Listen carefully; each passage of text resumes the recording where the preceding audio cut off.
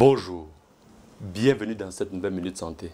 Il sera question aujourd'hui des manifestations oculaires d'une maladie métabolique appelée le diabète. L'impact du diabète sur la vue se fait à plusieurs niveaux. Le diabète peut être responsable d'une rétinopathie qui est une maladie cécitante, c'est-à-dire qui peut entraîner une perte totale de la vue.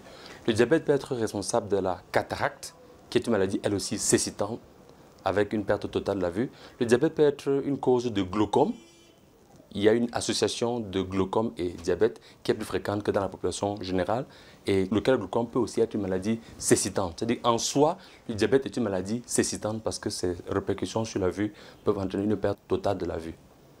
En ce qui concerne la rétinopathie diabétique, il s'agit ici d'une atteinte des micro-vaisseaux qui irriguent la rétine. Ce qui se passe, c'est que l'excès de sucre dans le sang va léser les parois vasculaires par accumulation des dépôts de la plaque d'athérome dans les parois vasculaires. On aura aussi ainsi une perméabilité beaucoup plus importante et par lésion de la paroi, effectivement, mais la lumière vasculaire va être réduite, ce qui fait que les tissus en aval, c'est-à-dire en deçà de la partie obstruée, vont être moins irrigués. Il se trouve que l'organisme met sur pied des mécanismes d'adaptation qui consistent à la fabrication de nouveaux vaisseaux. On parle ici de la néo-angiogénèse, néo pour nouveau, angio pour vaisseau, genèse pour production. Ce sont ces nouveaux vaisseaux qui sont chargés d'assurer l'irrigation des tissus mal perfusés et lesquels vaisseaux sont extrêmement fragiles et ils vont donc faire l'objet de saignements. On va donc avoir ici des petites taches dans la rétine que l'on va observer lors du fond d'œil.